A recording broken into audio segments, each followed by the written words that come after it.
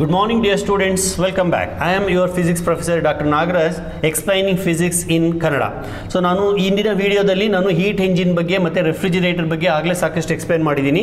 ಅಷ್ಟೇ ಅಲ್ಲದೆ just previous ವಿಡಿಯೋದಲ್ಲಿ different types of processes like reversible process and irreversible processes along with examples ಹೇಳಿದ್ದೀನಿ. ಮತ್ತೆ ಸೆಕೆಂಡ್ ಲಾ ಆಫ್ ಥರ್ಮೋಡೈನಮಿಕ್ಸ್ ಎರಡು statement ಬರುತ್ತೆ, ಕೆಲ್ವಿನ್ ಪ್ಲಾಂಕ್ ಸ್ಟೇಟ್ಮೆಂಟ್ ಅಂತ ಒಂದು ಮತ್ತೆ ಕ್ಲಾಸಿಯಸ್ ಸ್ಟೇಟ್ಮೆಂಟ್ ಅಂತ ಒಂದು. ಆ ಎರಡು ಸ್ಟೇಟ್ಮೆಂಟ್ಗಳನ್ನು ವಿವರವಾಗಿ ಎಕ್ಸ್ಪ್ಲೈನ್ ಮಾಡಿದ್ದೀನಿ, ಅಂದರೆ ಡೀಟೇಲ್ ಆಗಿ ನಾವು ಡಿಸ್ಕಸ್ ಮಾಡಿದ್ದೀವಿ. ಕೆಲ್ವಿನ್ ಪ್ಲಾಂಕ್ ಸ್ಟೇಟ್ಮೆಂಟ್ ಬಂದು ಹೀಟ್ ಎಂಜಿನಿಗೆ ಸಂಬಂಧಪಟ್ಟಂಗೆ, ಆಮೇಲೆ ಕ್ಲಾಸಿಯಸ್ ಸ್ಟೇಟ್ಮೆಂಟ್ ಬಂದ್ಬಿಟ್ಟು ರೆಫ್ರಿಜರೇಟರ್ಗೆ ಸಂಬಂಧಪಟ್ಟಂಗೆ. ಎರಡರ ಸಮ್ಮರಿನೂ ಒಂದೇನೆ. It is impossible to design an engine which works with 100% efficiency. ಎಫಿಷಿಯನ್ಸಿನ ಹಂಗಂದ್ರೆ ಏನು sir? Please recall, efficiency is nothing but 1 minus Q2 divided by Q1. At any cost, efficiency cannot be greater than 1 and also cannot be equal to 1 ಅಂತ ನಾವು discuss ಮಾಡಿದ್ದೀವಿ. ಇದನ್ನು second law of thermodynamics ಕೂಡ ಹೇಳುತ್ತೆ. So Clausius statement ಆಗಲಿ ಅಥವಾ Kelvin Planck statement ಆಗಲಿ, it is impossible to design an engine ಅಂತಂದೇ ಸ್ಟಾರ್ಟ್ ಆಗುತ್ತೆ. ಅದನ್ನು ಒಂದ್ಸತಿ ರಿಕಾಲ್ ಮಾಡ್ಕೊಳ್ಳಿ. ಅಲ್ಲಿ ಯಾಕೆ ಅದು ಸೆಕೆಂಡ್ ಲಾ ಆಫ್ ಥರ್ಮೋಡೈನಮಿಕ್ಸ್ ಪ್ರಕಾರ ಯಾಕೆ 100% ಎಫಿಷಿಯನ್ಸಿ ಬರೋದಿಲ್ಲ ಅನ್ನೋದಕ್ಕೆ ಒಂದು ರೀಸನ್ ಹೇಳಿದ್ದೆ. ಏನದು ರೀಸನ್ನು ನೋಡಿ, ಅಲ್ಲಿ ಯಾವುದೇ ರೀತಿಯ ನೀವು ಪ್ರೋಸೆಸ್ಗಳನ್ನು ತಗೊಂಡ್ರು ಕೂಡ ಮೆಜಾರಿಟಿ ಪ್ರೋಸೆಸ್ಗಳು ಇರ್ರಿವರ್ಸಿಬಲ್ ಪ್ರೋಸೆಸ್ ಆಗಿರ್ತವೆ. ಆಮೇಲೆ ಸಿಸ್ಟಮ್ ಅಂಡ್ ಸರೌಂಡಿಂಗ್ ಈಕ್ವಿಲಿಬ್ರಿಯಮ್ ಅಲ್ಲಿ ಇರೋದಿಲ್ಲ. ಈ ಎಲ್ಲ ಕಾರಣದಿಂದ ನಮಗೆ 100% ಎಫಿಷಿಯನ್ಸಿ ಬರೋದಿಲ್ಲ ಅಂತ ನಾನು ಹೇಳಿದೆ. ಹಾಗಾದ್ರೆ ಸೆಕೆಂಡ್ ಲಾ ಆಫ್ ಥರ್ಮೋಡೈನಮಿಕ್ಸ್ ಅನ್ನು ಯಾವ ಎಂಜಿನ್ ವಯೋಲೇಟ್ ಮಾಡಿಲ್ವಾ ಸರ್? ಇಲ್ಲ, ಇದುವರೆಗೂ ಯಾವ ಎಂಜಿನ್ ಕೂಡ ಸೆಕೆಂಡ್ ಲಾ ಆಫ್ ಥರ್ಮೋಡೈನಮಿಕ್ಸ್ ಅನ್ನು ವಯೋಲೇಟ್ ಮಾಡಿಲ್ಲ. ಅಂದ್ರೆ 100% ಎಫಿಷಿಯಂಟ್ ಇರೋ ಎಂಜಿನ್ ಅನ್ನು ಇವತ್ತಿನ ತನಕ ನಮಗೆ ಡಿಸೈನ್ ಮಾಡಕ್ ಆಗಿಲ್ಲ, ಆಗೋದು ಇಲ್ಲ, ಮುಂದೆನೂ ಆಗೋದಿಲ್ಲ. ಆಯ್ತಾ? ಹಾಗಾದ್ರೆ ಕಾರಣ ಏನು ಅಂತಂದು ನಾನು ಅದನ್ನು ಹೇಳಿದ್ದೀನಿ. ಒಂದು ವೇಳೆ ಇಮ್ಯಾಜಿನ್ ಮಾಡ್ಕೊಳ್ಳಿ, ಈಗ ಯಾವುದೋ ಒಂದು ಎಂಜಿನ್ ಪರ್ಫೆಕ್ಟ್ ಆಗಿದೆ, ಐಡಿಯಲ್ ಆಗಿದೆ ಅಂತ ಅಂದ್ಕೊಳ್ಳೋಣ. ಅಂದ್ರೆ ಅಲ್ಲಿ ಪ್ರೋಸೆಸ್ ಎಲ್ಲ ರಿವರ್ಸಿಬಲ್ ಆಗಿದೆ, ಆಮೇಲೆ ಸಿಸ್ಟಮ್ ಮತ್ತೆ ಸರೌಂಡಿಂಗು 100% ಈಕ್ವಿಲಿಬ್ರಿಯಮ್ ಅಲ್ಲಿ ಇದಾವೆ ಅಂತ ಅಸ್ಯೂಮ್ ಮಾಡಿಕೊಂಡು, ಅಂದ್ರೆ ಇದು ನಂತರ ಏನು ಥಾಟ್ ಪ್ರೋಸೆಸ್ ಅಂತ ನಿಜ ಪ್ರಾಕ್ಟಿಕಲ್ ಆಗಿ ಮಾಡೋದಿಲ್ಲ, ಹೀಗೆ ಇದೆ ಅಂತ ತಿಳ್ಕೊಂಡು ಒಂದು ಇಂಜಿನ್ ಅನ್ನ ನಾವು ಡಿಸೈನ್ ಮಾಡೋಣ. ಡಿಸೈನ್ ಮಾಡ್ಬಿಟ್ಟು ಅದರ ಎಫಿಷಿಯನ್ಸಿ ಎಷ್ಟು ಬರುತ್ತೆ ಅಂತ ನೋಡೋಣ. ಒಂದು ವೇಳೆ ಅದರ ಎಫಿಷಿಯನ್ಸಿ ಏನಾದ್ರು 100% ಬರುತ್ತಾ ಅದನ್ನ ಚೆಕ್ ಮಾಡೋಣ. ಈ ವಿಡಿಯೋದಲ್ಲಿ ನಾವು ಆ ತರದ ಒಂದು ಐಡಿಯಲಿಸ್ಟಿಕ್ ಎಂಜಿನ್, ಅದನ್ನ ನಾನು ಕಾರ್ನಾಟ್ ಎಂಜಿನ್ ಅಂತ ಕರಿತೀನಿ. ಕಾರ್ನಾಟ್ ಎಂಜಿನ್ ಅನ್ನ ಸಾಡಿ ಅನ್ನೋ ಒಬ್ಬ ಫ್ರೆಂಚ್ ಫಿಸಿಸಿಸ್ಟ್ ತುಂಬಾ ಹಿಂದೆನೆ 1870 ಇಸ್ವಿನಲ್ಲೇನೆ ಕೂಡ ಇದನ್ನ ಪ್ರಪೋಸ್ ಮಾಡಿದ. So Sadi proposed Carnot engine. Carnot engine is not a real working engine. It is only ideal engine. ಇದರಲ್ಲಿ ಯಾವುದೇ ರೀತಿಯ ಲಾಸಸ್ ಇಲ್ಲ ಅಂತ ಅಸ್ಯೂಮ್ ಮಾಡ್ಕೊತೀವಿ, ಯಾವುದೇ ರೀತಿಯ ಇಂಟರ್ಫರೆನ್ಸ್ ಇಲ್ಲ, ಬೇರೆ ತರದ ವೇಸ್ಟೇಜ್ ಇಲ್ಲ ಅಂತ ಅಸ್ಯೂಮ್ ಮಾಡ್ಕೊತೀವಿ, ಪ್ರೋಸೆಸ್ ಫುಲ್ ಸೈಕ್ಲಿಕ್ ಆಗಿದೆ ಅಂತ ಅಸ್ಯೂಮ್ ಮಾಡಿಕೊಂಡು ಒಂದು ಈಕ್ವೇಶನ್ ಅನ್ನು ಡಿರೈವ್ ಮಾಡ್ತೀವಿ. ಆ ಈಕ್ವೇಶನ್ ಏನು ಹೇಳುತ್ತೆ, ಎಫಿಷಿಯನ್ಸಿ ಬಗ್ಗೆ ಏನು ಹೇಳುತ್ತೆ, ಇವನ್ನೆಲ್ಲ ವಿವರವಾಗಿ ಚರ್ಚೆ ಮಾಡೋಣ ಬನ್ನಿ. ಸೊ ಇವಾಗ Carnot engine different parts. First engine ಅನ್ನ ಬರೆದು ಬಿಡ್ತೀನಿ.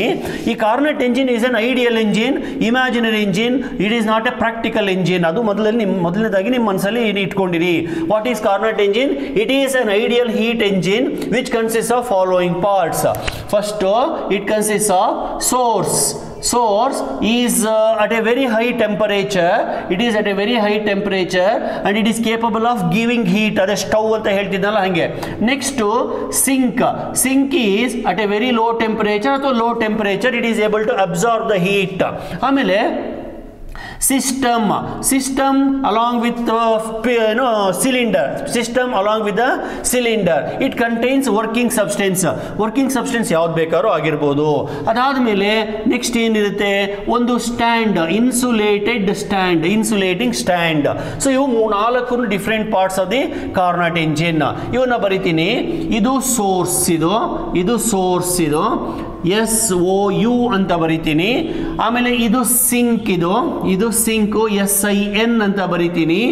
ಆಮೇಲೆ ಇದು ಸ್ಟ್ಯಾಂಡ್, ಇದನ್ನ STN ಅಂತ ಬರಿತೀನಿ.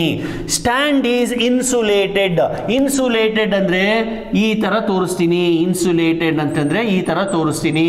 ಸೊ ಇನ್ಸುಲೇಟರ್ ಅಂದ್ರೆ ಏನು? ಅದು ಹೀಟ್ ಅನ್ನ ಹರಿಲಿಕ್ಕೆ ಬಿಡೋದಿಲ್ಲ. ಗೊತ್ತಾಯ್ತಾ? ಸರಿ. ಈಗ ಒಂದು ಸಿಲಿಂಡರ್ ಈ ತರ ಇರುತ್ತೆ. ಸಿಲಿಂಡರ್ನ ಒಳಗಡೆಗೆ ಗ್ಯಾಸ್ ಇದೆ, ಅಂದ್ರೆ ವರ್ಕಿಂಗ್ ಸಬ್ಸ್ಟೆನ್ಸ್ ಇದೆ. ಇದಕ್ಕೆ ಒಂದು ಪಿಸ್ಟನ್ ಹ್ಯಾಂಡಲ್ ಇದೆ. ನೋಡಿ, ಈ ಸಿಸ್ಟಮಿನ ವಾಲ್ಸ್ ಇನ್ಸುಲೇಟೆಡ್. ಸೊ ಇನ್ನು ಮುಂದೆ ಬರೋ ಡಿಸ್ಕಷನ್ ಅಲ್ಲಿ ನಾನು ಈ ತರ ಶೇಡ್ ಮಾಡಿದ್ರೆ ಅದು ಇನ್ಸುಲೇಟ್ ಅನ್ಕೊಳ್ಳಿ. ಶೇಡ್ ಮಾಡದೆ ಹೋದ್ರೆ ಅದು ಕಂಡಕ್ಟಿಂಗ್ ಅಂತ ಇಟ್ಕೊಳ್ಳಿ. ನೋಡಿ, ನಾನು ಇಲ್ಲಿ ಶೇಡ್ ಮಾಡಿಲ್ಲ, ಇಟ್ ಈಸ್ ಕಂಡಕ್ಟಿಂಗ್. ಇಲ್ಲೂ ಶೇಡ್ ಮಾಡಲಿಲ್ಲ, ಕಂಡಕ್ಟಿಂಗ್. ಇಲ್ಲೂ ಶೇಡ್ ಮಾಡಿಲ್ಲ, ಕಂಡಕ್ಟಿಂಗ್. ಅದೇ ಇದು ಫುಲ್ ಶೇಡ್ ಆಗಿದೆ, ಇಟ್ ಈಸ್ ಇನ್ಸುಲೇಟಿಂಗ್. ಅಂದರೆ ಇದ್ರ ಮೇಲೆ ಇಟ್ಟಾಗ ಹೀಟ್ ಹೊರಗಡೆನೂ ಬರಲ್ಲ, ಒಳಗಡೆನೂ ಹೋಗೋದಿಲ್ಲ. ಅದೇ ಇಲ್ಲಿಟ್ಟಾಗ ಹೀಟ್ ಹೊರಗಡೆ ಬರಬಹುದು, ಒಳಗಡೆ ಹೋಗಬಹುದು. ಎರಡಕ್ಕೂ ಪ್ರಾವಿಷನ್ ಇದೆ. ಇದು schematic sketch of Carnot engine. So what is Carnot engine? It is ideal engine in which source is at higher temperature, sink is at lower temperature, system is taken in a cylinder fitted with frictionless piston. Friction ಇಲ್ಲ. ನೋಡಿ, ನಾನು second law of thermodynamics ಹೇಳ್ಬೇಕಾದ್ರೆ ಮತ್ತೆ heat engine ಹೇಳ್ಬೇಕಾದ್ರೆ ಒಂದು ಮಾತನ್ನ ಹೇಳಿದೆ. Heat friction ಇಂದ ಒಂದಷ್ಟು ಲಾಸ್ ಆಗೋ ಚಾನ್ಸ್ ಇದೆ ಅಂತ. ಫ್ರಿಕ್ಷನ್ ಆದಾಗ ಹೀಟ್ 100% ವೇಸ್ಟ್ ಆಗುತ್ತೆ, ಹಂಗಾಗಿ ಕೂಡ ಎಫಿಷಿಯನ್ಸಿ ಕಡಿಮೆ ಆಗುತ್ತೆ. ಈಗ ನಾನು ಆ ಫ್ರಿಕ್ಷನ್ನೇ ಇಲ್ಲ ಅಂತ ಅಂದ್ಕೊಂಡ್ಬಿಟ್ರೆ, ಅಂದ್ರೆ ಫ್ರಿಕ್ಷನ್ನೇ ಆಗೋದಿಲ್ಲ ಅಂತ ಅಂದ್ಕೊಂಡ್ಬಿಟ್ರೆ ಅವಾಗ ಲಾಸ್ ಕೂಡ ಇಲ್ಲ ಅಂತ ಆಗುತ್ತೆ ಅಲ್ವಾ? ಆ ಥರ ಎಲ್ಲ ಸಾಧ್ಯತೆಗಳನ್ನು ನಾವು ಕಲ್ಪಿಸ್ಕೊಳ್ಳೋಣ. ಹಿಂಗಾಗಲ್ಲ, ಹಂಗಾಗಲ್ಲ, ಈ ಥರ ಲಾಸ್ ಆಗಲ್ಲ, ಆ ಥರ ಲಾಸ್ ಆಗಲ್ಲ, ಯಾವುದೇ ಥರದ ಲಾಸನ್ನು ಎಲ್ಲ ನಾನು ಮಿನಿಮೈಸ್ ಮಾಡಿದ್ದೀನಿ. ಆಮೇಲೆ ಪ್ರೋಸೆಸ್ಸನ್ನು ಪರ್ಫೆಕ್ಟಾಗಿ ಮಾಡ್ತೀನಿ, ಎಲ್ಲೂ ಆಚೆ ಈಚೆ ಹೋಗಲಿಕ್ಕೆ ನಾನು ಬಿಡಲ್ಲ ಅಂತ ಅಂದ್ಕೊಂಡು ನಾನು ಈ ಇಂಜಿನ್ನನ್ನು ಡಿಸೈನ್ ಮಾಡ್ತಾ ಇದ್ದೀನಿ ಮನಸ್ಸಲ್ಲೇನೆ. ಇದನ್ನು ಥಾಟ್ ಎಕ್ಸ್ಪೆರಿಮೆಂಟ್ ಅಂತ ಕರೀತಾರೆ. ನಾನು ಮನಸ್ಸಲ್ಲೇ ನಾನು ಕಲ್ಪಿಸ್ಕೊತಾ ಇದ್ದೀನಿ. ಯಾವುದೇ ರೀತಿಯ ವೇಸ್ಟೇಜ್ ಆಸ್ಪದ ಇಲ್ಲ ಇಲ್ಲಿ ಅಂತ ತಿಳ್ಕೊಂಡು ಈ ಇಂಜಿನ್ ಅನ್ನು ನಾವು ಡಿಸ್ಕಸ್ ಮಾಡೋಣ. ಇದನ್ನೇ ಕಾರ್ನಾಟ್ ಸಾಡಿ ಮಾಡಿದ್ದು ಕಾರ್ನಾಟ್ ಇಂಜಿನ್ ಅಲ್ಲಿ. ಆಯ್ತಾ? ಸೊ ಬರೋಣ ಇಲ್ಲಿಗೆ. ಈಗ ಇದು ಅರೇಂಜ್ಮೆಂಟ್ ಆಯ್ತು. Source, sink, system, stand. ಇದು ಡಯಾಗ್ರಾಮ್ ಆಯ್ತು. Source, sink, system, stand. ಇದು ಫ್ರಿಕ್ಷನ್ಲೆಸ್ ಪಿಸ್ಟನ್, ಯಾವುದೇ ರೀತಿಯ ಫ್ರಿಕ್ಷನ್ ಇಲ್ಲ, ಹೀಟ್ ಲಾಸ್ ಆಗೋದಿಲ್ಲ. ಸರಿ ಸರ್. ಈಗ ಇದು working takes place in 4 steps. Step 1 ನಲ್ಲಿ ಏನು ಮಾಡ್ತೀನಿ? ಈ ಗ್ಯಾಸನ್ನು, ಈ ಸಿಲಿಂಡರನ್ನು ತಗೊಂಡು ಬಂದು ಸೋರ್ಸಿನ ಮೇಲೆ ಇಡ್ತೀನಿ. ಅಂದರೆ ಒಂದು ಪಾತ್ರೆನಲ್ಲಿ ನೀರನ್ನು ತಂದು ಸ್ಟೌವಿನ ಮೇಲೆ ಇಟ್ಟಂಗೆ ಲೆಕ್ಕ. ಆಯ್ತಾ? ಸೊ ಸಿಲಿಂಡರ್ ಅಂದರೆ ಸಿಸ್ಟಮನ್ನು ತಂದು ಸೋರ್ಸಿನ ಮೇಲೆ ಇಡ್ತೀನಿ. ನೋಡಿ ಏನಾಗುತ್ತೆ, ಸೋರ್ಸ್ ಹೇಳಿ ಕೇಳಿ ತುಂಬ ಹಾಟ್ ಬಿಸಿ ಆಗಿರುತ್ತೆ. ನೀವು ಪಾತ್ರೆ ತಂದು ಸ್ಟೌವಿನ ಮೇಲೆ ಇಟ್ಟಾಗ ಏನಾಗುತ್ತೆ ಸರ್? ಸ್ಟೌವಿಂದ ಹೀಟು ಪಾತ್ರೆ ಒಳಗಡೆ ಎಂಟರ್ ಆಗುತ್ತೆ. ಆದಾಗ ಏನಾಗುತ್ತೆ? ಪಾತ್ರೆ ಒಳಗಡೆ ನೀರು ಕುದಿಲಿಕ್ಕೆ ಶುರುವಾಗುತ್ತೆ. ಅದೇ ತರ ಅಂದ್ರೆ ಎಕ್ಸ್ಪ್ಯಾಂಡ್ ಆಗ್ಲಿಕ್ಕೆ ಶುರುವಾಗುತ್ತೆ. ಅದೇ ತರ ಇಲ್ಲಿ ಈ ಸಿಲಿಂಡರ್ ಅನ್ನು ತಗೊಂಡು ಬಂದು ಇದರ ಮೇಲೆ ಇಟ್ಟಾಗ ಈ ಸೋರ್ಸ್ ಇಂದ ಹೀಟು ಈ ಸಿಸ್ಟಮಿನ ಒಳಗಡೆ ಎಂಟರ್ ಆಗುತ್ತೆ. ಅಂದ್ರೆ system is absorbing heat from the source. ಹಾಗಾಗಿ ಒಳಗಡೆ ಇರ್ತಕ್ಕಂಥ ಗ್ಯಾಸ್ ನಿಧಾನಕ್ಕೆ ಎಕ್ಸ್ಪ್ಯಾಂಡ್ ಆಗ್ತಾ ಹೋಗುತ್ತೆ. ಅದರ ಪ್ರೆಷರ್ ಕಡಿಮೆ ಆಗುತ್ತೆ, ವಾಲ್ಯೂಮು ಜಾಸ್ತಿ ಆಗುತ್ತೆ. ಅಂದ್ರೆ ಸ್ಟೇಟ್ ವೇರಿಯಬಲ್ಸ್ ಆಗುತ್ತೆ. ಪ್ರೆಷರ್ ಮತ್ತೆ ವಾಲ್ಯೂಮ್ ಅನ್ನ ಸ್ಟೇಟ್ ವೇರಿಯಬಲ್ಸ್ ಅಂತ ಕರೆದ್ವಿ, ಅವು ಚೇಂಜ್ ಆಗ್ತವೆ. ವಿದ್ಯಾರ್ಥಿಗಳೇ, ಈಗ ಒಂದನ್ನು ನೀವು ಗಮನಿಸಬೇಕು. ಈ ಸಿಲಿಂಡರ್ ಅನ್ನು ತಗೊಂಡು ಬಂದು ನಾನು ಸೋರ್ಸ್ನ ಮೇಲೆ ಇಟ್ಟಾಗ ಹೀಟ್ ಅನ್ನು ಅಬ್ಸರ್ವ್ ಮಾಡ್ಕೊಳ್ತಲ್ವಾ? ಹೀಟ್ ಅನ್ನು ತಗೊಂಡಾಗ ಆ ಹೀಟು ಈ ಒಳಗಡೆ ಇರ್ತಕ್ಕಂಥ ಗ್ಯಾಸಿನ ಟೆಂಪರೇಚರ್ ಅನ್ನ ಜಾಸ್ತಿ ಮಾಡಲಿಲ್ಲ, ಬದಲಾಗಿ ಆ ಗ್ಯಾಸ್ ಅನ್ನು ಎಕ್ಸ್ಪ್ಯಾಂಡ್ ಮಾಡಿಸ್ತು, ಪ್ರೆಷರ್ ಅನ್ನ ಕಡಿಮೆ ಮಾಡಿಸ್ತು, ವಾಲ್ಯೂಮ್ ಅನ್ನ ಜಾಸ್ತಿ ಮಾಡಿಸ್ತು. ಸೊ ಫಸ್ಟ್ ಸ್ಟೆಪ್ ಅಲ್ಲಿ P1 V1 ಇಂದ P2 V2 ಗೆ ಬದಲಾವಣೆ ಆಯಿತು. ಹಾಗಾದ್ರೆ ಇದು ಎಂಥ ಪ್ರೋಸೆಸ್? ಪ್ರೆಷರ್ ಕಡಿಮೆ ಆಗೋದು, ವಾಲ್ಯೂಮ್ ಜಾಸ್ತಿ ಆಗೋದನ್ನ ನಾವೇನಂತ ಕರಿತೀವಿ? ಎಕ್ಸ್ಪ್ಯಾನ್ಷನ್ ಅಂತ ಕರಿತೀವಿ. ಸರಿ, ಇಲ್ಲಿ ಹೀಟ್ ಅಬ್ಸಾರ್ಬ್ ಆಗಿದೆಯಾ? ಆಗಿದೆ. ಟೆಂಪರೇಚರ್ ವೇರಿ ಆಗಿದೆಯಾ? ಆಗಿಲ್ಲ. ಹಾಗಾದ್ರೆ ಇದು ಎಂಥ ಎಕ್ಸ್ಪ್ಯಾನ್ಷನ್? ಟೆಂಪರೇಚರ್ ಸೇಮ್ ಇರ್ತಕ್ಕಂಥ ಎಕ್ಸ್ಪ್ಯಾನ್ಷನ್. ಟೆಂಪರೇಚರ್ ಸೇಮ್ ಇರೋ ಎಕ್ಸ್ಪ್ಯಾನ್ಷನ್ ನಾವು ಏನಂತ ಕರೆದಿದ್ದೀವಿ? Isothermal expansion. ಅರ್ಥ ಆಯ್ತಲ್ವಾ? ಸೊ ಫಸ್ಟ್ ಸ್ಟೆಪ್ ಬಂದ್ಬಿಟ್ಟು ಐಸೋಥರ್ಮಲ್ ಎಕ್ಸ್ಪ್ಯಾನ್ಷನ್. ಇಲ್ಲಿ ನಾವು ಏನು ಮಾಡ್ತೀವಿ? ಸಿಲಿಂಡರ್ ಅನ್ನು ತಂದು ಸೋರ್ಸಿನ ಮೇಲೆ ಇಡ್ತೀವಿ. ಸೋರ್ಸಿಂದ ಅದು ಹೀಟನ್ನು ಅಬ್ಸಾರ್ಬ್ ಮಾಡ್ಕೊಳ್ಳುತ್ತೆ, ಪ್ರೆಷರ್ ಕಡಿಮೆ ಆಗುತ್ತೆ, ವಾಲ್ಯೂಮ್ ಜಾಸ್ತಿ ಆಗುತ್ತೆ. ಸೊ ಇಲ್ಲಿ system absorb Q1 amount of heat and temperature remains T1. Temperature change ಆಗಲ್ಲ, ಅದಕ್ಕೆ ನಾನು ಅದನ್ನ ಐಸೋಥರ್ಮಲ್ ಅಂತ ಕರೆದೆ. ಸರಿನಾ? ಈ ವೇರಿಯೇಷನ್ಸ್ ಅನ್ನ ನಾವು ಗ್ರಾಫಿಕಲಿ ರೆಪ್ರೆಸೆಂಟ್ ಮಾಡಬಹುದು. ಆ ಗ್ರಾಫ್ ಅನ್ನ ಇಲ್ಲಿ ಹಾಕ್ತೀನಿ ನೋಡಿ. ಇದನ್ನ PV ಡಯಾಗ್ರಾಮ್ ಅಂತ ಕರೀತಾರೆ. ಇದು ವಾಲ್ಯೂಮ್, ಇದು ಪ್ರೆಷರ್. ಬಿಗಿನಿಂಗ್ ಅಲ್ಲಿ ಪ್ರೆಷರ್ P1 ಇತ್ತು, ಆಯ್ತಾ, ವಾಲ್ಯೂಮ್ V1 ಇತ್ತು, ಆಮೇಲೆ ನಿಧಾನಕ್ಕೆ ಕಡಿಮೆ ಆಗಿ ಆಗಿ ಆಗಿ ಅದು P2 ಮತ್ತೆ V2 ಆಯಿತು. ಇದನ್ನ ನಾನು ಕರ್ವ್ ಎ ಬಿ ಅಂತ ಕರಿತೀನಿ. So step 1 is represented by A B. Dear students, follow carefully. ಪ್ರತಿ ಸ್ಟೆಪ್ ಅನ್ನು ಇಲ್ಲಿಲ್ಲೇ ಎಕ್ಸ್ಪ್ಲೈನ್ ಮಾಡ್ಕೊಂಡು ಹೋಗ್ತೀನಿ. ಇದು ಎಂತ ಪ್ರೋಸೆಸ್ ಅಂತ ಹೇಳಿದೆ? ಎಸ್ ಸರ್, ಇದನ್ನ ಐಸೋಥರ್ಮಲ್ ಅಂತ ಹೇಳಿದ್ರಿ ಸರ್. ಐಸೋಥರ್ಮಲ್ ಪ್ರೋಸೆಸ್ ಅಲ್ಲಿ ವರ್ಕ್ ಆಗ್ಬೇಕಲ್ವಾ? ಎಸ್, ವರ್ಕ್ ಆಗುತ್ತೆ. ಆ ವರ್ಕ್ ಅನ್ನ W1 ಅಂತ ಕರಿತೀನಿ. W1 is equal to RT1. ಜ್ಞಾಪಿಸ್ಕೊಳ್ಳಿ, ಹಿಂದಿನ ವಿಡಿಯೋಗಳಲ್ಲಿ ನಾನು ವರ್ಕ್ ಅನ್ನ ಡಿರೈವ್ ಮಾಡಿದ್ದೀನಿ ಐಸೋಥರ್ಮಲ್ಗೆ ಮತ್ತೆ ಅಡಿಯಾಬ್ಯಾಟಿಕ್ಗೆ. So RT1 into ln V2 divided by V1. This is my equation 1. So ಅಲ್ಲಿ ಸ್ಟೆಪ್ 1 ಮುಗೀತು. ಇದೇ ತರ ಇನ್ನ 2-3 ಸ್ಟೆಪ್ಸ್ ಇದೆ, ಅವ್ನು ಹೇಳ್ಕೊಂಡು ಹೋಗ್ಬಿಡ್ತೀನಿ. ಸೊ ಕಾರ್ನಾಟ್ ಎಂಜಿನ್ ನಲ್ಲಿ 4 ಸ್ಟೆಪ್ ವರ್ಕ್ ಆಗುತ್ತೆ. ಫಸ್ಟ್ ಸ್ಟೆಪ್ ಅಲ್ಲಿ ಸಿಲಿಂಡರ್ ಅನ್ನ ತಂದು ಸೋರ್ಸಿನ ಮೇಲೆ ಇಟ್ಟೆ, ಸೋರ್ಸ್ ಇಂದ ಹೀಟ್ ಅದರೊಳಗಡೆ ಎಂಟರ್ ಆಯಿತು, ಅವಾಗ ಎಕ್ಸ್ಪ್ಯಾನ್ಷನ್ ಆಯಿತು. ಅದನ್ನ ನಾನು ಐಸೋಥರ್ಮಲ್ ಎಕ್ಸ್ಪ್ಯಾನ್ಷನ್ ಅಂತ ಕರೆದೆ. ಇಲ್ಲಿ ನಾನು ಬರೀ ಐಸೋ ಅಂತ ಬರ್ದಿರ್ತೀನಿ, ಆಮೇಲೆ ಟೆಂಪರೇಚರ್ T1 ಅಂತ ಬರ್ದಿರ್ತೀನಿ.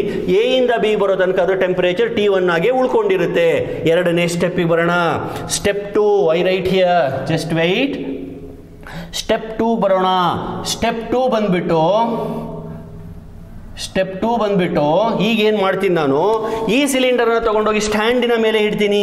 So the moment you put it on the stand, ನೋಡಿ, the moment you put it on the stand, ಈ ಪೋರ್ಷನ್ ಕಂಡಕ್ಟರ್ ಅಲ್ವಾ, ಅದನ್ನು ತಗೊಂಬಂದು ಇದ್ರ ಮೇಲೆ ಇಟ್ಟಾಗ ಏನಾಗುತ್ತೆ, ಇದು ಇನ್ಸುಲೇಟರ್ ಆಗುತ್ತಲ್ವಾ? ಎಸ್ ಸರ್, ಇನ್ಸುಲೇಟರ್ ಆಗುತ್ತೆ. ಅಂದರೆ ಇವಾಗ ಈ ಪೋರ್ಷನ್ ಫುಲ್ ಮುಚ್ಕೊಂಡ್ಬಿಡ್ತು. ಯಾವುದರಿಂದ ಮುಚ್ಚಲ್ಪಡ್ತು? ಈ ಇನ್ಸುಲೇಟೆಡ್ ಲೇಯರ್ ಇಂದ ಮುಚ್ಚಲ್ಪಡ್ತು. ಅಂದರೆ ಇವಾಗ ಇಲ್ಲಿ ಒಳಗಡೆ ಹೀಟ್ ಹೋಗ್ಲಿಕ್ಕೆ ಅಥವಾ ಹೊರಗಡೆ ಬರ್ಲಿಕ್ಕೆ ಜಾಗ ಇತ್ತು, ಆ ಜಾಗನ ನೀನು ಕ್ಲೋಸ್ ಮಾಡ್ಬಿಟ್ಟು ಈ ಸಿಲಿಂಡರ್ನ ತಗೊಂಬಂದು ಇದ್ರ ಮೇಲೆ ಇಟ್ಟೆ, ಬಾಟಮ್ ಫುಲ್ ಕವರ್ ಆಯಿತು. ಇನ್ಸುಲೇಟಿಂಗ್ ಸ್ಟ್ಯಾಂಡ್ ಮೇಲೆ ಇಟ್ಟಾಗ ಬಾಟಮ್ ಫುಲ್ ಕವರ್ ಆಯಿತು. ಅಂದ್ರೆ ಹೀಟ್ ಒಳಗೆ ಎಂಟರ್ ಆಗಲ್ಲ, ಹೊರಗಡೆ ಬರೋದಿಲ್ಲ. Heat is neither added to the system nor remove from the system. Okay, ಆದರೂ ಒಳಗಡೆ ಹೀಟ್ ಕಂಟೆಂಟ್ ಇದೆ. ಇಲ್ಲಿಂದ ತಗೊಂಡಂತ ಹೀಟ್ ಇನ್ನು ಒಳಗಡೆ ಹಂಗೆ ಸ್ವಲ್ಪ ಉಳ್ಕೊಂಡಿದೆ. ಈಗ ಮತ್ತೆ ಪಿಸ್ಟನ್ ಅನ್ನು ನೀವು ಅದುಂಬೇಡಿ, ಪ್ರೆಸ್ ಮಾಡಬೇಡಿ, ಸುಮ್ಮನೆ ಇದ್ಬಿಡಿ. ಇದನ್ನ ತಗೊಂಬಂದು ಇದ್ರ ಮೇಲೆ ಇಟ್ರಿ ಅಂತ ಅಂದ್ಕೊಳ್ಳಿ. ಇಟ್ಟಾಗ ಏನಾಗುತ್ತೆ, ಆ ಗ್ಯಾಸ್ ಏನೋ ಎಕ್ಸ್ಪ್ಯಾಂಡ್ ಆಗ್ತಿತ್ತಲ್ಲ, ಅದು ಇನ್ನೂ ಎಕ್ಸ್ಪ್ಯಾಂಡ್ ಆಗ್ತಾ ಹೋಗುತ್ತೆ. ಅಂದ್ರೆ ಪ್ರೆಷರ್ ಇನ್ನೂ ಕಡಿಮೆ ಆಗುತ್ತೆ, ವಾಲ್ಯೂಮ್ ಇನ್ನೂ ಜಾಸ್ತಿ ಆಗ್ತಾ ಹೋಗುತ್ತೆ. ಅಂದ್ರೆ ಇಲ್ಲಿ P2 V2 ಇದ್ದಂತ ಸ್ಟೇಟ್ ಪ್ಯಾರಾಮೀಟರ್ಸ್ P3 V3ಗೆ ಬದಲಾಗ್ತವೆ. ಸರಿ ಸರ್, ಈಗ ಎಕ್ಸ್ಪ್ಯಾಂಡ್ ಆದಾಗ ಆ ಎಕ್ಸ್ಪ್ಯಾನ್ಷನ್ಗೆ ಎನರ್ಜಿ ಬೇಕಲ್ವಾ? ಎಸ್ ಸರ್, ಎನರ್ಜಿ ಬೇಕು. ಹೀಟ್ ಬೇಕಲ್ವಾ? ಎಸ್ ಸರ್, ಬೇಕು. ಆದ್ರೆ ಎಲ್ಲಿ ಸಪ್ಲೈ ಮಾಡ್ತಿದ್ದೀರಾ ನೀವು? ಹೀಟನ್ನು ಸಪ್ಲೈ ಮಾಡೋಕೆ ಇಲ್ಲೆಲ್ಲ ಬಂದ್ ಮಾಡಿಬಿಟ್ಟಿದ್ದೀರಲ್ಲ, ಇದೆಲ್ಲ ಕ್ಲೋಸ್ ಮಾಡಿದ್ದೀರಲ್ಲ. ಅಂದ್ರೆ heat is not given to the system, not taken from the system, therefore it must be an adiabatic process. ಅರ್ಥ ಆಯ್ತಲ್ವಾ? ಸೊ ಸ್ಟೆಪ್ 2 ಬಂದ್ಬಿಟ್ಟು ಎಂತ ಪ್ರೋಸೆಸ್ ಇದು? Adiabatic expansion. ಆಡಿಯಾಬ್ಯಾಟಿಕ್ ಎಕ್ಸ್ಪ್ಯಾನ್ಷನ್ ಅಲ್ಲಿ ಟೆಂಪರೇಚರ್ ಏನಾಗಬೇಕು? ಎಕ್ಸ್ಪ್ಯಾನ್ಷನ್ ಅಲ್ಲಿ ಟೆಂಪರೇಚರ್ ಕಡಿಮೆ ಆಗಬೇಕು, ಕಂಪ್ರೆಷನ್ ಅಲ್ಲಿ ಟೆಂಪರೇಚರ್ ಜಾಸ್ತಿ ಆಗಬೇಕು. ಸೊ ಸ್ಟೆಪ್ 2 ನಲ್ಲಿ ಬರೀ ಪ್ರೆಷರ್ ವಾಲ್ಯೂಮ್ ಅಷ್ಟೇ ಅಲ್ಲ, ಟೆಂಪರೇಚರ್ T1 ಇದ್ದಿದ್ದು T2ಗೆ ಬದಲಾಗುತ್ತೆ. ಸೊ ಈಗ ಗ್ರಾಫ್ ಬಂದ್ಬಿಟ್ಟು ಈ ತರ ಸಡನ್ ಆಗಿ ಚೇಂಜ್ ಆಗುತ್ತೆ. P3 V3 ಆಗುತ್ತೆ, ಎ ಇಂದ ಬಿಗೆ, ಬಿ ಇಂದ ಸಿಗೆ. ಸೊ ಬಿ ಟು ಸಿ ಬಂದ್ಬಿಟ್ಟು ಆಡಿಯಾಬ್ಯಾಟಿಕ್ ಪ್ರೋಸೆಸ್. ಇದು ನಾನು ADI ಅಂತ ಬರ್ದಿರ್ತೀನಿ ಅಥವಾ ADA ಅಂತ ಬರ್ದಿರ್ತೀನಿ. 2 ಸ್ಟೆಪ್ ಆಯ್ತಲ್ವಾ? ಸರಿ ಸರ್, ಈ ಆಡಿಯಾಬ್ಯಾಟಿಕ್ ಪ್ರೋಸೆಸ್ ಅಲ್ಲೂ ವರ್ಕ್ ಆಗಬೇಕಲ್ವೇನ್ರಪ್ಪ?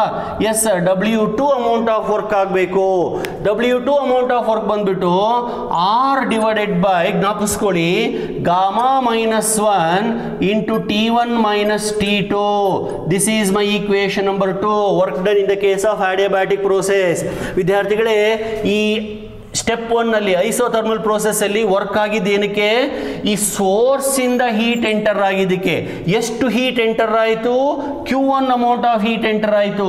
ಹಾಗಾಗಿ W1 ಅನ್ನು ನಾನು Q1 ಅಂತ ಕೂಡ ಕರಿಬಹುದು. Q1 ಅಂತ ಕೂಡ ಕರಿಬಹುದು. ಸರ್ ಏನು ಸರ್ ನೀವು ಮೊದಲೆಲ್ಲ ಹೇಳ್ತಾ ಇದ್ರಿ entire heat is not converted into work ಅಂತ. ಅದೇಂಗೆ ಸರ್ ಇವಾಗ Q1 is equal to W1 ಅಂತ ಅಂದ್ಕೋತೀರಾ? ಅಲ್ಲೇ ಇರೋದು ತಮಾಷೆ. ನೋಡಿ ಮೊದಲೆಲ್ಲ ನಾನು ಹೇಳ್ತಿದ್ದು ಪ್ರಾಕ್ಟಿಕಲ್, ಇವಾಗ ನಾನು ಇಮ್ಯಾಜಿನ್ ಮಾಡ್ಕೊಂಡಿದ್ದೀನಿ. ಯಾವ ಹೀಟು ಕೂಡ ವೇಸ್ಟ್ ಆಗೋದಿಲ್ಲ, ಫುಲ್ ವರ್ಕ್ ಆಗ್ತಿದೆ ಅಂತ ಅಂದ್ಕೋತಾ ಇದ್ದೀನಿ. ಅದಕ್ಕೋಸ್ಕರ ನಾನು ಇದನ್ನು ಬರೆದಿದ್ದೀನಿ.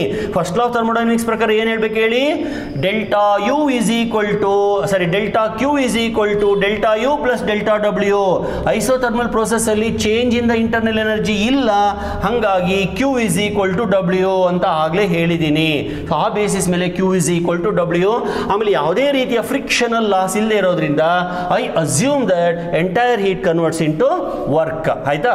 ಸರಿ, ಸ್ಟೆಪ್ 2 ಆಯಿತು. ಸ್ಟೆಪ್ 2 ಈಸ್ ನಥಿಂಗ್ ಬಟ್ ಎಂಥ ಪ್ರೋಸೆಸ್? It is ಅಡಿಯಾಬ್ಯಾಟಿಕ್ expansion. ಸರಿಯಪ್ಪ, ಆಯ್ತು. 2 ಸ್ಟೆಪ್ ಆಯಿತು. ಇವಾಗ ಎಲ್ಲಿದೆ? ಸೋರ್ಸಿನ ಮೇಲಿದೆ. ಸೋರ್ಸಿಂದ ತಗೊಂಡೋಗಿ ಸಿಂಕಿನ ಮೇಲೆ ಹಿಡಿ. ಈಗ ಮೂರನೇ ಸ್ಟೆಪ್ ಬರ್ತಾ ಇದೆ. ಸ್ಟೆಪ್ 3 ಬರ್ತಾ ಇದೆ. ಮೂರನೇ ಸ್ಟೆಪ್ ಅಲ್ಲಿ ನಾನೇನು ಮಾಡ್ತಾ ಇದ್ದೀನಿ? ತಗೊಂಡೋಗಿ ಸಿಂಕಿನ ಮೇಲೆ ಇಟ್ಟೆ. ಸಿಂಕಿನ ಮೇಲೆ ಇಟ್ಟು ಈಗ ಸಿಂಕಿನ ಕೆಲಸ ಏನು? ಹೀಟನ್ನು ಹೇಳ್ಕೊಳ್ಳೋದು. Sink is at lower temperature. ಯಾವುದೇ ಒಂದು ವಸ್ತು ಲೋಯರ್ ಟೆಂಪರೇಚರಲ್ಲಿದ್ದು ಅದ್ರ ಮೇಲೆ ನೀವು ಬಿಸಿಯಾದ ವಸ್ತುವನ್ನು ಇಟ್ಟಾಗ ಆ ಬಿಸಿಯಾದ ವಸ್ತುವಿನಿಂದ ಹೀಟು ಎಳ್ಕೊಂಡ್ಬಿಡುತ್ತೆ. ಯಾವುದು? Cold body. ಈಗ ನೀವು ನಾಲ್ಗೆ ಮೇಲೆ ಒಂದು ಐಸ್ ಕ್ಯೂಬ್ ಇಟ್ಕೊಂಡ್ರೆ ಐಸ್ ನಾಲ್ಗೆಯಿಂದ ಹೀಟನ್ನು ಎಳ್ಕೊಳ್ಳುತ್ತೆ. ಯಾಕೆಂದ್ರೆ ಐಸ್ ಬಂದು ಕೋಲ್ಡ್ ಬಾಡಿ, ನಿಮ್ಮ ಟಂಗ್ ಬಂದು ಬಿಸಿ ಹಾಟ್. ಆಯ್ತಾ? ಹಾಗಾಗಿ ಹೀಟನ್ನು ಸಕ್ ಮಾಡುತ್ತೆ. ಅಥವಾ ಐಸ್ ಕ್ಯೂಬ್ ಅನ್ನು ತಗೊಂಡೋಗಿ ಬಿಸಿಲಲ್ಲಿ ಇಟ್ಟರೆ ಅಥವಾ ಒಂದು ಟೇಬಲ್ ಮೇಲೆ ಇಟ್ಟರೆ ಅಲ್ಲಿಂದ ಹೀಟನ್ನು ಎಳ್ಕೊಳ್ಳುತ್ತೆ. ಅದೇ ಕೆಲಸ ಇಲ್ಲೂ ಆಗೋದು. So sink is going to take out the heat. So ಮೂರನೇ ಸ್ಟೆಪ್ ಅಲ್ಲಿ sink absorbs Q2 amount of heat. So ಇದರಿಂದ Q2 ಅಮೌಂಟ್ ಆಫ್ ಹೀಟ್ ಅನ್ನು ಎಳ್ಕೊಂಡ್ಬಿಡ್ತು. ಎಳ್ಕೊಂಡಾಗ ಪಿಸ್ಟನ್ ಕೆಳಗಡೆ ಬಂತು. ಅಂದ್ರೆ ಅರ್ಥ ಏನು? ಪ್ರೆಷರ್ ಜಾಸ್ತಿ ಆಯಿತು, ವಾಲ್ಯೂಮ್ ಕಡಿಮೆ ಆಯಿತು. ಅಂದ್ರೆ it is nothing but compression. Yes, it is nothing but compression. Now P3V3 changes to P4V4 and remember it will not happen immediately. Sudden ಆಗೇನು ಸಕ್ ಆಗೋದಿಲ್ಲ, ನಿಧಾನಕ್ಕೆ. ಈಗ ನೀವು ನಾಲ್ಗೆ ಮೇಲೆ ಐಸ್ ಕ್ಯೂಬ್ ಇಟ್ಕೊಂಡು ತಕ್ಷಣಕ್ಕೆ ಏನು ಕರ್ಗೋಗೋದಿಲ್ಲ, ನಿಧಾನಕ್ಕೆ ಕರಗುತ್ತೆ. ಅದೇ ಥರ ಇಲ್ಲಿ ಕೂಡ sink is going to take heat from the source, from the cylinder slowly, therefore it is isothermal compression. Any slow process is isothermal, any fast process is adiabatic ಅಂತ ಸಾಕಷ್ಟು ಸರ್ತಿ ಹೇಳಿದ್ದೀನಿ. ಸೊ ಇವಾಗ ಇದು ಐಸೋಥರ್ಮಲ್ ಕಂಪ್ರೆಷನ್. ಐಸೋ ಅಂದ ಮಾತ್ರಕ್ಕೆ temperature ಏನಾಗಬೇಕು? Temperature constant ಆಗಿರಬೇಕು. ನೋಡಿ, ಇಲ್ಲಿ T1 ಇತ್ತು, ಇಲ್ಲಿ ತನಕ T1 ಇತ್ತು. ಇಲ್ಲಿಂದ ಬರ್ತಾ ಬರ್ತಾ ಬರ್ತಾ ಬರ್ತಾ ಇಲ್ಲಿಗೆ T2 ಆಯಿತು. ಇಲ್ಲಿಂದ ಮುಂದಕ್ಕೆ ಇವಾಗ ಕಂಪ್ರೆಷನ್ ಇಲ್ಲಿ T2 ನೇ ಇರುತ್ತೆ. ಅಂದ್ರೆ temperature is constant. Okay, and C to D I write it as isothermal compression. Now the temperature is T2. ನೋಡಿ, ಇದು isothermal expansion, isothermal compression. Okay, so first ನಾನೇನು ಮಾಡಿದೆ? ಎ ಇಂದ ಬಿ ಗೆ ಬಂದೆ. ಅಂದ್ರೆ ಸಿಲಿಂಡರ್ನ ತಗೊಂಡೋಗಿ ಸೋರ್ಸಿನ ಮೇಲಿಟ್ಟೆ, ಹೀಟ್ ಒಳಗಡೆ ಎಂಟರ್ ಆಯಿತು, ಎಕ್ಸ್ಪ್ಯಾನ್ಷನ್ ಆಯಿತು. ಸಿಲಿಂಡರ್ನ ತಗೊಂಡೋಗಿ ಸಿಂಕಿನ ಮೇಲಿಟ್ಟೆ, ಇನ್ನೂ ಎಕ್ಸ್ಪ್ಯಾಂಡ್ ಆಯಿತು. ಆದರೆ ಇವಾಗ ಎಕ್ಸ್ಪ್ಯಾಂಡ್ ಆಗ್ತಾ ಇರೋದು not from the external support. ಹೊರಗಡೆಯಿಂದ ಯಾವ ಸಪೋರ್ಟ್, ಎಲ್ಲ ಬಾಗಿಲುಗಳನ್ನ ಬಂದ್ ಮಾಡಾಕ್ಬಿಟ್ಟಿದ್ದೀರಾ ನೀವು. ಈಗ ಏನಿದ್ರು ಒಳಗಡೆ ಇರ್ತಕ್ಕಂಥ ಎನರ್ಜಿಯನ್ನೇ ಉಪಯೋಗಿಸ್ಕೋಬೇಕು. ನಾನು ಹಿಂದಿನ ಒಂದು ವಿಡಿಯೋದಲ್ಲಿ ಹೇಳಿದ್ನಲ್ಲ, ಅಪ್ಪ ಮನೆಯಲ್ಲಿದ್ದರೆ ಅವ್ರ ಹತ್ರ ದುಡ್ಡು ಇಸ್ಕೊಂಡು ಹೋಗಿ ಪಾನಿಪುರಿ ತಿನ್ಕೊಂಡ್ ಬರ್ತೀರಾ. ಅಪ್ಪ ಮನೆಯಲ್ಲಿ ಇಲ್ಲ ಅಂದ್ರೆ ನಿಮ್ಮ ಪಾಕೆಟಲ್ಲಿರೋ ಮನಿನೇ ಖರ್ಚು ಮಾಡ್ತೀರಾ. ಆ ಥರ ಇದು. ಆಮೇಲೆ ಮೂರನೇ ಸ್ಟೆಪ್ ಏನು ಮಾಡಿದ್ರಿ? ಇದನ್ನ ತಗೊಂಡೋಗಿ ಸಿಂಕ್ ಮೇಲೆ ಇಟ್ರಿ. ಸಿಂಕ್ ಮೇಲೆ ಇಟ್ಟಾಗ ಸಿಂಕ್ ಅಲ್ಲಿ ಒಳಗಡೆ ರೈಟನ್ನೆಲ್ಲ ಸಕ್ ಮಾಡ್ತಾ ಇದೆ. ಅವಾಗ ಪ್ರೆಷರ್ ಜಾಸ್ತಿ ಆಯಿತು, ವಾಲ್ಯೂಮ್ ಕಡಿಮೆ ಆಯಿತು. ಅಂದ್ರೆ ಇವಾಗ ಕಂಪ್ರೆಸ್ ಆಗ್ತಾ ಇದೆ. C to D. ಕೊನೆ ಹಂತಕ್ಕೆ ಬಂದಿದ್ದೀವಿ. ಸ್ಟೆಪ್ 4. ಸ್ಟೆಪ್ 4 ನಲ್ಲಿ ನಾನೇನು ಮಾಡ್ತೀನಿ? ಈ ಸಿಲಿಂಡರನ್ನು ಇಲ್ಲಿಂದ ತಗೊಂಡು ಬಂದು ಮತ್ತೆ ಸ್ಟ್ಯಾಂಡಿನ ಮೇಲೆ ಇಡ್ತೀನಿ. ಸ್ಟ್ಯಾಂಡಿನ ಮೇಲೆ ಇಟ್ಟಾಗ ಮತ್ತೆ ಈ ಭಾಗ ಕ್ಲೋಸ್ ಆಯಿತು. ನೋಡ್ರಿ, ಯಾವಾಗಲೇ ಆಗಲಿ ನೀವು ಸ್ಟ್ಯಾಂಡ್ ಮೇಲೆ ಇಟ್ಟರೆ ಅದು ಫುಲ್ ಕವರ್ ಆಗ್ಬಿಡುತ್ತೆ. ಮಾಡ್ಬಿಡುತ್ತೆ, ಅಂದರೆ ಇನ್ಸುಲೇಟ್ ಆಗುತ್ತೆ. ಸೋರ್ಸ್ ಮತ್ತು ಸಿಂಕಿನ ಮೇಲೆ ಇಟ್ಟರೆ ಪಾರ್ಷಿಯಲ್ ಕವರ್ ಆಗುತ್ತೆ. ಸೊ ಈಗ ಸ್ಟ್ಯಾಂಡಿನ ಮೇಲೆ ಇಟ್ಟು ಮತ್ತೆ ಸ್ವಲ್ಪ ಪ್ರೆಸ್ ಮಾಡೋಣ, ಅವಾಗ ಗ್ಯಾಸ್ ಕಂಪ್ರೆಸ್ ಆಗುತ್ತೆ. Pressure P4 increases to P1, volume V4 decreases to V1, ಅಂದರೆ P4 V4 changes to P1 V1. ಈ ಪ್ರೋಸೆಸ್ ಅಲ್ಲಿ ಟೆಂಪರೇಚರ್ ಮತ್ತೆ ಚೇಂಜ್ ಆಗುತ್ತೆ, ಟೆಂಪರೇಚರ್ ಚೇಂಜ್ ಆಗುತ್ತೆ. ಅರ್ಥ ಆಯ್ತಾ? ಸೊ ಇದನ್ನ ನಾನು ನೋಡಿ, ಈ ಸ್ಟೆಪ್ 3 ಅನ್ನು ನಾನು CD ಅನ್ನೋ ಕರ್ವಿಂದ ತೋರಿಸಿದೆ, ಸ್ಟೆಪ್ 2 ಅನ್ನ BC ಅನ್ನೋ ಕರ್ವಿಂದ ತೋರಿಸಿದೆ, ಇದನ್ನ AB BC CD, ಹಂಗೆ ಇಲ್ಲಿ ಬಂದ್ರೆ DA. ಓಕೆ, ಆಮೇಲೆ ಸ್ಟೆಪ್ 3 ನಲ್ಲಿ ವರ್ಕ್ ಡನ್ ಬರೀಲಿಲ್ಲ, ಮತ್ತೆ ಈಗ ಬರೆದು ಬಿಡ್ತೀನಿ ನೋಡಿ. ಇಲ್ಲಿ ಒಂದು ವರ್ಕ್ ಡನ್ ಇದೆ, ಈಕ್ವೇಶನ್ 1 ಇದೆ, ಇಲ್ಲಿ ಈಕ್ವೇಶನ್ 2 ಇದೆ. ಆಯ್ತಾ? ಸ್ಟೆಪ್ 3 ವರ್ಕ್ ಈಕ್ವೇಶನ್ ಅನ್ನ ಬರೆದು ಬಿಡ್ತೀನಿ. W3 ಈ ಸ್ಟೆಪ್ಗೆ W3 is equal to, remember this is nothing but isothermal, step 3 isothermal ಫಾರ್ಮುಲಾನೇ ಬಳಸಬೇಕು. RT 1 ಅಲ್ಲ, ಇವಾಗ ಅದು 2, RT2 into LN V3, volume V3 ಇಂದ V4 ಗೆ ಹೋಗ್ತಾ ಇದೆ. V3 by V4, ಅಲ್ಲಿ V2 by V1 ಬರದೆ, V2 by V1, ಇಲ್ಲಿ V3, ಇದನ್ನ ನಾನು P4 V4 ಅಂತ ತೋರಿಸ್ಬೇಕು. ಗೊತ್ತಾಗ್ತಾ ಇದೆಯಾ? So this is my equation number 3. So ಈ ಎಲ್ಲ ಐಡಿಯಲಿಸ್ಟಿಕ್ ಕೇಸ್ ಅಂತ ತಗೊಂಡಾಗ W1 ಈಸ್ Q1 ಆದರೆ W3 ಬಂದು Q2 ಆಗಬೇಕಲ್ವಾ? ಐಸೋಥರ್ಮಲ್ ಅಲ್ಲಿ heat taken Q1, heat given Q2. So taken ಅಂದರೆ W1, ಗಿವನ್ ಅಂದರೆ W3, ಮೂರನೇ ಹಂತ ಅದು. ಈಗ ಸ್ಟೆಪ್ 4ಗೆ ಬಂದಿದ್ದೀನಿ, ಏನಾಗ್ತಾ ಇದೆ, ಇಲ್ಲಿಂದ ಇಲ್ಲಿಗೆ ವಾಪಸ್ ಹೋಗ್ತಾ ಇದ್ದೀನಿ. So this is nothing but again adiabatic, but this is compression. Adiabatic compression ಗೊತ್ತಾಗ್ತಿದೆಯಾ ವಿದ್ಯಾರ್ಥಿಗಳೇ? Adiabatic compression. So adiabatic compression ನಲ್ಲಿ ವರ್ಕ್ ಡನ್ ಅನ್ನ ಬರೆಯೋಣ. W4 is equal to, ನೋಡಿ ಇದೇ ತರ R divided by gamma minus 1 into T1 minus T2. So this is my equation number 4. Total work done ಎಷ್ಟು? Total work done is equal to, ಕೇಳ್ತಾರೆ total work done ಮಾಡಿ ಅಂತ. It is W1 plus W2 minus W3 minus W4.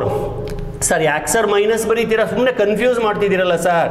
ಇಲ್ಲ ನೋಡಿ, first ಎರಡು work done by the gas, next ಎರಡು work done on the gas. First ಎರಡು ಕೇಸಲ್ಲಿ ಅದು expansion by the gas, next ಎರಡು ಕೇಸಲ್ಲಿ ಅದು ಕಂಪ್ರೆಷನ್ ಆನ್ ದ ಗ್ಯಾಸ್. ಅದಕ್ಕೋಸ್ಕರನೇ ನೆಗೆಟಿವ್ ಸೈನ್, ಹೌದಲ್ವಾ? ಈಗ ಸಬ್ಸ್ಟಿಟ್ಯೂಟ್ ಮಾಡಿ, ಹಾಗೆ ಸುಮ್ಮನೆ ನೋಡಿ, W1 ಇಲ್ಲಿದೆ ಬರೀತೀನಿ, is equal to RT1 LN V2 by V1, that is W1 plus W2 ಇಲ್ಲಿದೆ R by gamma minus 1 into T1 minus T2. ಆಯ್ತಾ? W2 ಆಯ್ತು, ಮೈನಸ್ W3 ಬರೀತೀನಿ, W3 ಇಲ್ಲಿದೆ.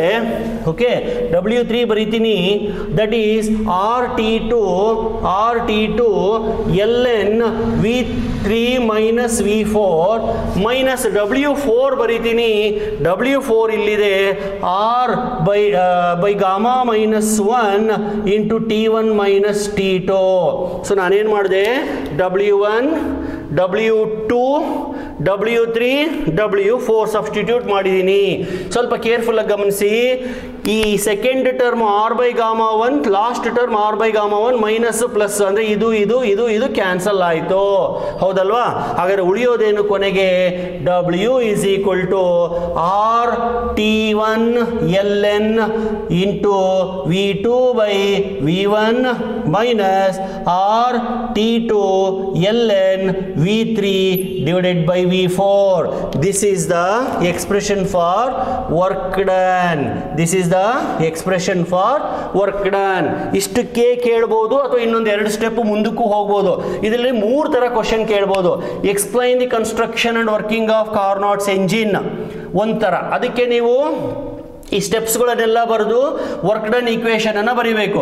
ಕೆಲವೊಮ್ಮೆ ಅದನ್ನು obtain the expression for work done ಅಂತ ಕೇಳ್ತಾರೆ, ಅವಾಗ ಇಲ್ಲಿ ತನಕ ಹೋಗಬೇಕು.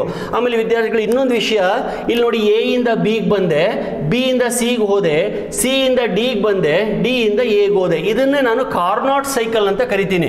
ಕಾರ್ನಾಟ್ ಸೈಕಲ್ ಅಂದ್ರೆ it is a cyclic process. After all what is cyclic process? Coming back to the initial position, that is nothing but cyclic process.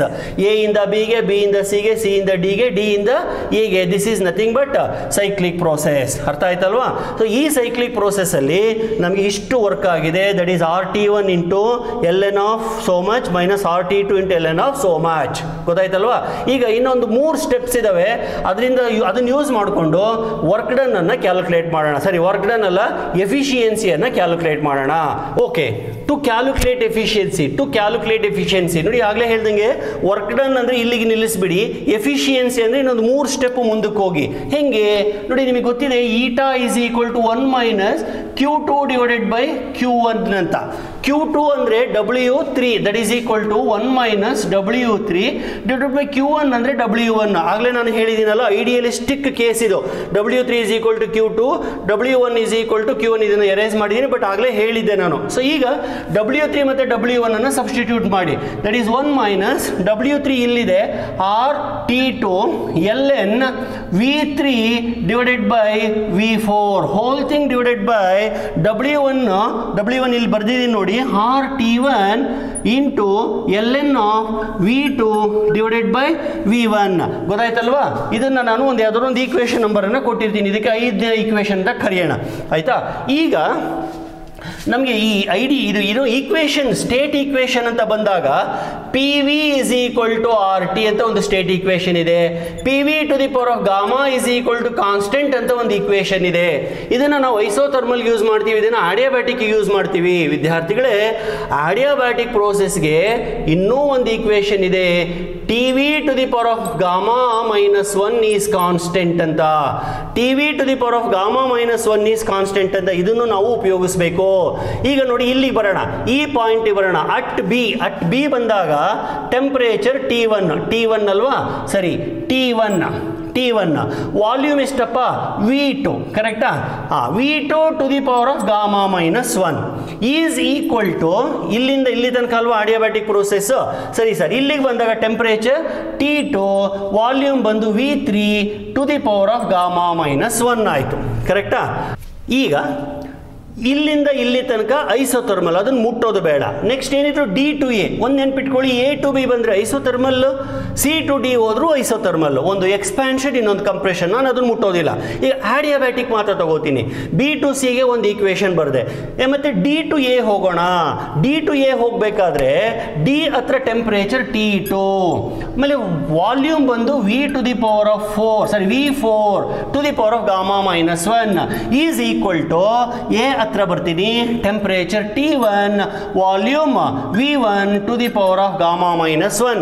So ಈ whole derivation ಇದೊಂದು ಸ್ವಲ್ಪ ಕನ್ಫ್ಯೂಸ್ ಆಗುತ್ತೆ, ಯಾಕಂದ್ರೆ ನಾವು ಇಷ್ಟೊತ್ತು ನಾವೇನು ಅನ್ಕೊಂಡಿದ್ವಿ, T1 ಬಂದ್ರೆ V1 ಬರಬೇಕು, P1 ಬಂದ್ರೆ V1 ಬರಬೇಕು, P2 ಬಂದ್ರೆ V2 ಬರಬೇಕು, T2 ಬಂದ್ರೆ V2 ಬರಬೇಕು ಅಂತ. ಆದರೆ ಇಲ್ಲಿ ಹಂಗಾಗ್ತಿಲ್ಲ. T1 ಬಂದ್ರೆ V1 ಬರ್ತಾ ಇಲ್ಲ, T2 ಬಂದ್ರೆ V2 ಬರ್ತಾ ಇಲ್ಲ.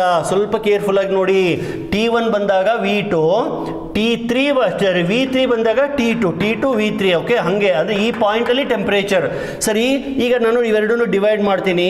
ಡಿವೈಡ್ ಮಾಡೋಣ this equation divided by this equation ಮಾಡಿದಾಗ, ಸೊ ಜಾಗ ಕಡಿಮೆ ಇರೋದ್ರಿಂದ ನಾನು ಈ ಸ್ಟೆಪ್ ಅನ್ನೇ ಸ್ವಲ್ಪ ಕನ್ವರ್ಟ್ ಮಾಡ್ಕೋತೀನಿ. I hope you are able to make out.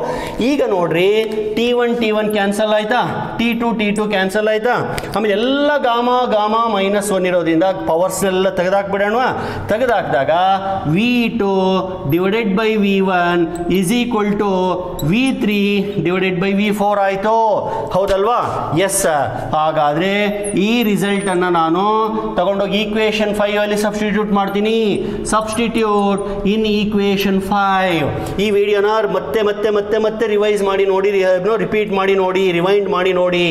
ಅಲ್ಲಿಗೆ ಎಫಿಷಿಯನ್ಸಿ ಏನಾಯಿತು? 1 ಮೈನಸ್ R ಇಲ್ಲೇ ಕ್ಯಾನ್ಸಲ್ ಮಾಡ್ಬಿಡ್ತೀನಿ. T2 divided divided by T1 into ln of V3 by V4 divided by ln of V2 by V1 ಅಂದ್ರೆ ಅದನ್ನು V3 by V4 ಅಂತ ಬರಿಬಹುದಲ್ವಾ? Yes sir ಬರಿಬಹುದು. ಮತ್ತೆ ಹೊಡೆದು ಹಾಕ್ಬಿಡ್ರಿ ಇವೆರಡನ್ನು. ಹಾಗಾದ್ರೆ ಉಳಿಯೋದೇನು? ಇಟ್ ಈಸ್ 1 minus T2 divided by T1. So this is the expression for efficiency. ಅಥವಾ ಇದನ್ನ ಸಿಂಪ್ಲಿಫೈ ಮಾಡಿ ಬರೆಯೋದಾದ್ರೆ eta is equal to T1 minus T2 divided by T1. This is the expression for efficiency in terms of heat. In terms of temperature. In terms of heat ಆಗಲೇ ಬರೆದಿದ್ದೀವಿ ನೋಡಿ. ಇಲ್ಲಿ beginning equation ಇದೆಯಲ್ಲ eta, ಇದು in terms of Q. This is in terms of temperature. ಸರಿ sir, ಏನು ನೀವು what actually are trying to explain ಅಂತ ನಿಮ್ಮ ಮನಸ್ಸಿಗೆ ಬಂದಿರಬಹುದು. ಇಲ್ಲಿ ನಾನು ಏನನ್ನ ಹೇಳಲಿಕ್ಕೆ ಇಷ್ಟಪಡ್ತಿದ್ದೀನಿ ಅಂದರೆ, ಕಾರ್ನಾಟ್ ಎಂಜಿನ್ ಅನ್ನೋದು ತುಂಬ ಒಂದು ಮಾದರಿಯಾದಂಥ ಒಂದು ಇಂಜಿನ್. ಅದು ಅದರಲ್ಲಿ ಯಾವುದೇ ರೀತಿಯ ಲೋಪದೋಷಗಳೇ ಇಲ್ಲ, ಯಾವುದೇ ರೀತಿಯ ಒಂದು ವ್ಯರ್ಥವಾಗುವಂಥ ಕಾನ್ಸೆಪ್ಟ್ಗಳೇ ಇಲ್ಲ, ಎನರ್ಜಿ ಎಲ್ಲೂ ವೇಸ್ಟ್ ಆಗೋದಿಲ್ಲ. ಎಲ್ಲ ರೀತಿಯ ಪ್ರಿಕಾಷನ್ಸ್ ಅನ್ನು ತಗೊಂಡು ಕೂಡ ನಾನು ಎಫಿಷಿಯನ್ಸಿಯನ್ನು ಡಿರೈವ್ ಮಾಡಿದ್ದೀನಿ. ಈಗ ನೋಡೋಣ ಎಫಿಷಿಯನ್ಸಿ 1 ಆಗುತ್ತಾ ಅಂತ, 100% ಆಗುತ್ತಾ ಅಂತ. ಈ ಈಕ್ವೇಶನ್ ತಗೊಳ್ಳಿ ಅಥವಾ ಈ ಈಕ್ವೇಶನ್ ತಗೊಳ್ಳಿ. ಎಫಿಷಿಯನ್ಸಿ 1 ಆಗಬೇಕು ಅಂತಂದ್ರೆ ಒಂದೇ ಪಾಸಿಬಿಲಿಟಿ T2 0 ಇರಬೇಕು. T2 0 ಆಯಿತು ಅಂದರೆ, ಇದು 0 ಆಯಿತು ಅಂದರೆ T1 by T1 that is equal to 1 ಅಂತ. T2 0 ಅಂದರೆ ಅರ್ಥ ಏನು? It is sync temperature. T1 ಬಂದು ಸೋರ್ಸಿನ ಟೆಂಪರೇಚರ್, T2 ಬಂದು ಸಿಂಕಿನ ಟೆಂಪರೇಚರ್. ಇಂಜಿನ್ನಲ್ಲಿ ಇರ್ತಕ್ಕಂಥ ಸಿಂಕ್ 0 ಕೆಲ್ವಿನ್ನಲ್ಲಿ ಇರಬೇಕು. 0 ಕೆಲ್ವಿನ್ನಲ್ಲಿ ನಾವು ಸಿಂಕನ್ನು ಇಟ್ಕೊಳ್ಳೋಕೆ ಸಾಧ್ಯನೇ ಇಲ್ಲ. ಸರ್ ಯಾಕೆ ಸರ್ ಸಾಧ್ಯ ಇಲ್ಲ? ಯಾಕೆ ಸಾಧ್ಯ ಇಲ್ಲ ಅಂದರೆ ನೋಡಿ, ಕಾರ್ನಾಟ್ ಎಂಜಿನನ್ನು ಜ್ಞಾಪಿಸ್ಕೊಳ್ಳಿ. ಆ ಸಿಲಿಂಡರ್ನ ತಗೊಂಡೋಗಿ ಸಿಂಕಿನ ಮೇಲೆ ಇಟ್ಟ ತಕ್ಷಣ, ಸಿಲಿಂಡರಿಂದ ಹೀಟು ಒಳಗಡೆ ಹೋದ ತಕ್ಷಣ ಸಿಂಕಿನ ಟೆಂಪರೇಚರ್ ಸ್ವಲ್ಪನಾದರೂ ಜಾಸ್ತಿ ಆಗುತ್ತೆ.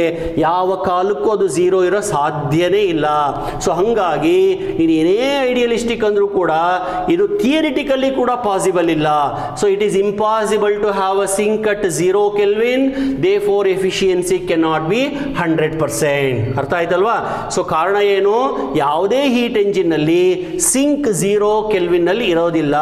ನೀವು ಫಸ್ಟ್ಗೆ 0 ಕೆಲ್ವಿನ್ ನಲ್ಲಿ ಇಟ್ಟರೂ ಕೂಡ ಹೀಟ್ ರಿಜೆಕ್ಟ್ ಆದ ತಕ್ಷಣಕ್ಕೇನೆ ಅದು ಸ್ವಲ್ಪನಾದ್ರೂ ಬಿಸಿ ಆಗುತ್ತೆ, 0 ಕೆಲ್ವಿನ್ ಹೊರಟೋಗುತ್ತೆ. ಹಾಗಾಗಿ ಎಫಿಷಿಯನ್ಸಿ ಸಾಧ್ಯ ಇಲ್ಲ 100% ಆಗೋದಕ್ಕೆ. ಆಮೇಲೆ ಎಫಿಷಿಯನ್ಸಿ 0 ಆಗೋದಿಲ್ವಂತೆ. ಯಾಕೆ ಸರ್ 0 ಆಗೋದಿಲ್ಲ? ಯಾವಾಗ 0 ಆಗುತ್ತೆ? 0 ಆಗೋದು ಯಾವಾಗ ಗೊತ್ತಾ? T2 ಈಕ್ವಲ್ಸ್ T1 ಆದಾಗ. If T2 is equal to T1, ಅವಾಗ T2 T1 ಕ್ಯಾನ್ಸಲ್ ಆಗಿ 1 minus 1 ಆಯಿತು, 0 ಆಯಿತು. ಅದರ ಅರ್ಥ ಏನು? ಸೋರ್ಸ್ ಮತ್ತೆ ಸಿಂಕ್ ಎರಡು ಸೇಮ್ ಟೆಂಪರೇಚರ್.